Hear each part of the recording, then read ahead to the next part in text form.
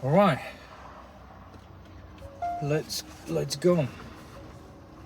So the rear view camera is handy. I do like them, you know. It's just that is a good feature. Obviously, you got on this spec, you have folding mirrors too, which do help.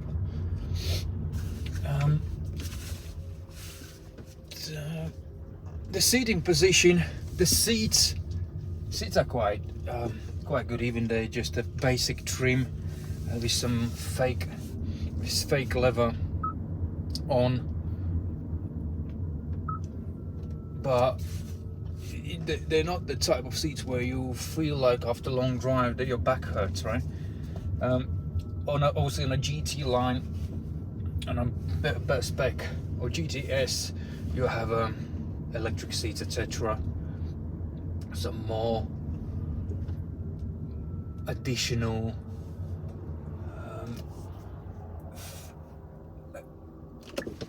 additional electrical equipment, you know, which makes your life easier. But however, this one has decent enough sort of spec. Regards to drive modes, it has Eco, Normal, and Sport mode. You know, when you drive in a normal, you know, you pretty much don't need really braking because the energy recuperation and change polarity on an electric motor brakes the car really well, you know.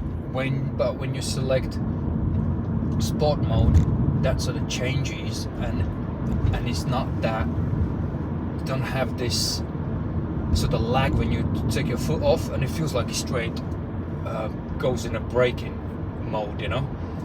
It's just in the Sport mode, it's got more dynamic flow, you know. But when you do floor it down, it's not Tesla Tesla model. It's not Tesla Model S Blade, right? It's not a rocket, but for this size mini SUV, it's a good enough power. Driving through the potholes, uneven road suspension feels soft. It doesn't feel clunky. The car feels solid. Doesn't feel like a sardine tin of can of Coke, you know, empty tin for it. But it feels quite solid. Doesn't feel like, if you've driven Prices before, it feels like you're driving in an empty tin box, you know. So in that aspect, it feels, it delivers sort of pleasant drive, I would say, you know. It handles well. It's not a sports car, right? So it handles well. Steering, electric power steering is light, you know. And overview of the vehicle in mirrors and everything else is acceptable as you would have for the vehicle, this type of vehicle.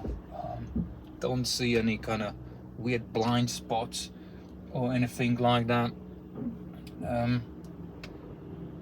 If you would ask, coming from manual or petrol, would you feel any somehow different? I would say no, because it's got start and stop button to start the car, and you have manual gear selection knob, which is rolling basis, so it still feel like you would drive an ordinary vehicle.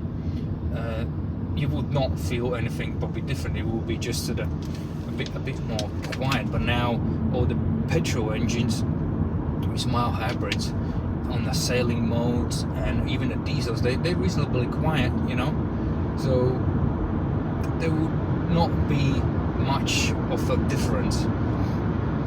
So if you do like, or considering, you can just go for the road to see how it feels. But it's definitely it's a pleasant drive, you know. In my professional opinion, from this size on and smaller, the suspension gets a bit clunkier, you know, due to nature of the the electric vehicle, because of heavy battery, the car does feel sort of stable because of the very low sort of gravity, you know, down to the ground, and all that gravity point, all weight is down, so it does sort of, when you do move around, it feels sort of solid, you know. So even if you drive something smaller, like Renault, I forgot this, one of the small cars that did inspection recently, but it is super small, like VW Fox or something like that, and that one is super slow. I would not recommend it, you know. But all the smaller cars, like Hyundai i20, i10, you know, they do, the suspension do feel clunky because it's light. But this one, the same one of Hyundai, they have, what was the model? Just jumped over my head, but similar as a Niro size, they have one. So that sort of size already, I mean, I would say from Golf size, Focus size, you know, you got decent handling, you know, and decent feel of suspension. In my opinion, once you get in the Ford Fiesta, you can feel is a bit clunky, you know, suspension. However, on I drive this Kia Sportage, right, and the bigger, I have 19-inch wheels on that vehicle, and suspension feels terrible, right? I don't like it because the wheels are too big. You feel every pothole, and suspension does feel like this vehicle have drove like 100,000 miles, you know. So it just doesn't feel soft because it's a typical McPherson suspension, the cheapest suspension on the maintenance and in production. It's just have the limitations, you know, how big wheels you can put on. When you put a bigger wheel on a multi-link suspension, it will be different, right? And if you've got an air suspension and etc., those are ride enhancements, you know, which will make that ride smooth, and you will not feel the huge wheels, right? And that's a completely different game, you know. That suspension generally costs more, so the car will cost more. The semblance, production, maintenance, everything in general, right? So coming back to this car, it drives well. It's got reasonable power, enough power on the motorway, and can't really say anything bad apart from the obviously plastic interior, you know, which I don't like. There are a few bits here we don't like. Kia Sportage I don't like, but for Kia Sportage is better. You got some, again, it's a newer model, so that means the aesthetics and the trims, they improved it. They put plastic shiny trims on it, so it makes more pleasant, right? Again, they get dirty, complain over whatever, you know. Again, I'm just going off, but finishing this one off for somebody can be an everyday runner, you know.